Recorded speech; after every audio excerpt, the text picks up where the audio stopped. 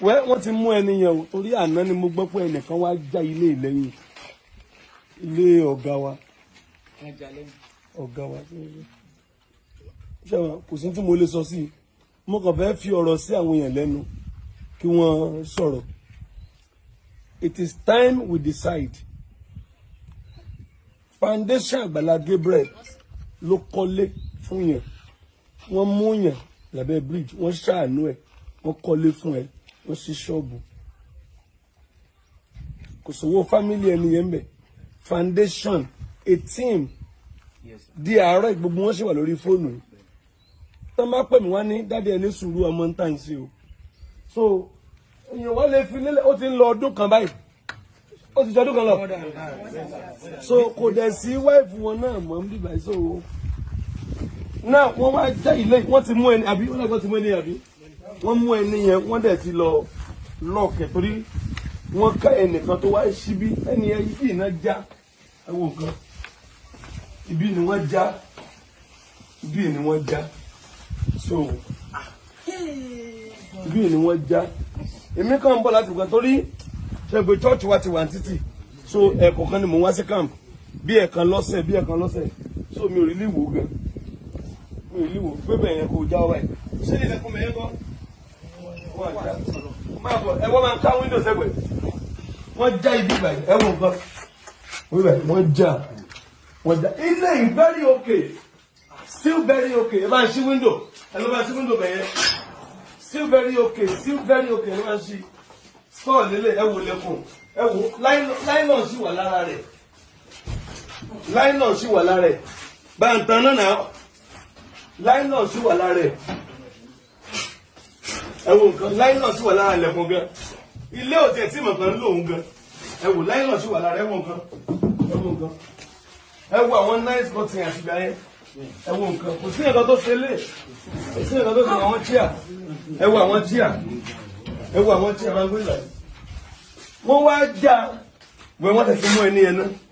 wọ́n ti wọ́n kò tí ì mú nǹkan kan o kò tí ì jí nǹkan kan o so mo rò pé lẹ́kọ̀ọ́ ní ìmọ̀tán ní tíbi tó wà níbi lẹ́kọ̀ọ́ ní ìgbà tí wáìfù wọn lọ ìgbé àwọn ọ̀nà gbẹ̀dọ̀ nù mi ìmọ̀ tó kù tó wà ń bẹ̀ bẹ̀tẹ̀ àwọn kan tó ṣàwà ń bẹ̀ ni so decision mi ni pé mo fẹ́ mọ opinion ẹ̀yin tẹ́ ẹ̀kọ́ ni ẹ̀yin foundation wa ẹ̀yin Agbala Gabriel kìí ṣe woro sí woro ẹ̀yin foundation Agbala Gabriel come and see the bedroom come bed wọ́n ti gbé bẹ́ẹ̀dì yẹn lọ very still good house ẹ̀ṣù wo wardrobe ẹ̀ṣù wo nǹkan ẹ̀ṣù wo toilet ẹ̀ṣù wo toilet ẹ̀wọ̀n ìjà láìlọ́run kìíní gan ìjà láìlọ́run lẹ́kùn gan still very okay kò sí kankan máa ń lọ́ọ̀kì kìíní yìí still very okay ẹ̀wọ̀n gan wọ́n ti gbé bẹ́ẹ̀dì lọ still very okay aṣọ wọn ti wà níbí so still very okay ẹ wo wọn ti àìjà láìlọ́run ilẹ̀kùn gan ò tí ìjà tán still very okay ẹ wo nǹkan ilẹ̀kùn very okay ẹ wo nǹkan everything gbogbo tá a ṣe tẹ bá rántí a ṣe sólà a ṣe tó pọ̀ ń gbà yẹn now mi ò tí ìbá ṣe pé wọ́n tí ìbá ṣe pé mo gbọ́ information pé wọ́n já iye mi kò ní ṣí sí ìbàyí so tí mo fẹ́ sọ́n sí ni pé ẹ̀yin foundation ẹ decide ẹ̀yin lẹ kọ́lé fún yàn ẹ decide ẹ má ọ̀rọ̀ tẹ bá máa tẹ̀ ẹ má jò pọ̀ ẹ decide ẹ pè mí ẹ pè mí 07054 9000751 ẹ pè mí decision ni ẹ̀yin lẹ kọ́lé fún yín èmi ni mo fún nílẹ̀ èmi mo fún ẹni ẹ nílẹ̀ ẹ̀yin lẹ kọ́lé fún yàn ẹ̀ ń tà lọ mú lábẹ́ bíríjì mo wá ń kọbọ̀ débí nípa orí ọ̀fẹ́ Jésù lóṣù ti pẹ́ lè máa wọlé báyìí ràn kò possible hard earned money yín lẹ fi kọ́lé yìí owó ògùn yín owó ṣẹyìn owó òtútù owó núùn lẹ fi kọ́lé yìí lè máa wòran àwọn kan wà wọ́n ń fún abẹ́ bíríjì lọ́wọ́ àwọn kan wà ní church sọ pé wọ́n nílé ilé tí mo fún yàn bíi tó mélòó ilé tí mo fún yàn bíi tó mélòó kì í sọ̀rọ̀ 30 ilé láì wà sórí afẹ́fẹ́ mo ti fún yàn lé lọ́dún yìí bíi rooms tí a kọ́ sínú káàmpù àwọn èèyàn sì wà tí wọ́n nílé so àlè máa wòran mi no. yàtọ̀ sí ẹ̀kọ́ fáwọn èèyàn. yàtọ̀ sí ẹ̀kọ́ fáwọn èèyàn ẹ̀wọ̀ kọ́tì ẹ̀wọ̀ nǹkan still nice till today kò sí nǹkan kan gbogbo ẹ̀ ló sì wà pa sólà yẹn dà sólà sì wà ń bẹ̀ sólà sì wà ń bẹ̀ sólà sì wà ń bẹ̀ kò fẹ́ gbé lẹ́yìn pé bóyá wọ́n tún rí pẹ́ǹtì kí la fẹ́ ṣe ẹ̀yin foundation Agbala Gabriel that's my question ọlọ́run bless gbogbo wa là ń pèlè ṣọ́ọ̀ṣì rèé ọ́fíìsì rèé ilé ní ntútì chọ́ọ̀chì ní ẹnu títì ilé ọ̀fẹ́ ilé arúgbó wà ilé free school wà ibẹ̀ mo ti ń bọ̀ yìí mo kọ́lé fárúgbó mo kọ́ fọmọdé bet a lè mọ ilé ìran àwọn ọmọ bàbá yìí náà látìgbà tí bàbá ti kú wọn wá sílé bàbá sún èbèbè òní ẹlẹgbẹmẹ so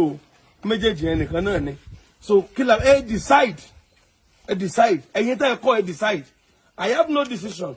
decide ilé ti pé ọdún kan àlè máa wọlé ìràn báyìí èmi ni mò ń sọ̀rọ̀ yìí Agbala Gabriel ló ń sọ̀rọ̀ yìí àlè máa wọlé ìràn ilé ti pé ọdún kan àlè máa wọlé decide àwọn èèyàn pọ̀ tí wọ́n nílé lórí ilé ò lè wà báyìí tí ilé bá wà báyìí tí ò sẹ́ni tó wà ń bẹ̀ kò ní pẹ́ wó kò ní pẹ́ fún ìdànù ó dẹ̀ ti ń yọ eruku nù lé please ojú òyìnbó wo jẹ́ owó ẹ̀gbẹ́ yìí.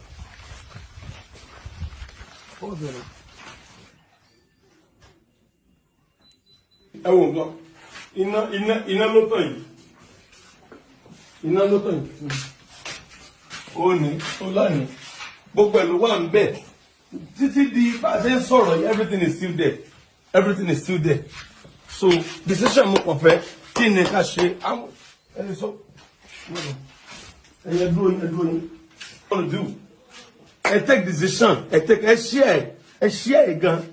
backup page wa ni ó ní ẹ follow wọ́n suspend the page wa yẹn náà wọ́n suspend bẹ́ẹ̀ ẹ follow eléyìí mímú ní ẹ follow eléyìí báyìí Agbala Gabriel global page backup ẹ follow eléyìí náà ẹ follow ẹ dáadáa ilé níbẹ̀ lẹ́tì máa rí wa dáadáa báyìí wọ́n suspend yẹn náà wọ́n máa fún wa bọ́n bá tiẹ̀ fún wa gan máa kọ́ fílẹ̀ díẹ̀ náà because àwọn cases tá a ti gbé ó ti bà page yẹn jẹ́ so this is our backup page official page ẹ follow eléyìí ẹ share ẹ máa comment decision yín ẹ comment ẹ message mi please call me I'm ready to ẹ̀ẹ́dẹ̀ gbàgbé mo ti sọ ń gbà kan mo ní tó bá wá sínú ilé ẹ̀ padà pé this is my house ilé tí wọ́n kọ́ fún mi rèé anybody ò lè ọlọ́run alàyè ń gbọ́ inú ilé ẹ̀ rèé inú ilé mo ti sọ ń gbà wọn pé tó bá wá o kó wá sínú ilé ẹ̀ is the owner of this house òun la kọ́ fún tó bá wá tó wá jẹ́ pé kò wá a jẹ́ pé decision ìyẹn wá ẹ bring out decision kò possible ká fi ru ilé báyìí this is standard 2-bedroom flat tó ní kitchen tó láwọn toilet tó ní store God bless you ojú òní tí yín o ẹ ṣé o.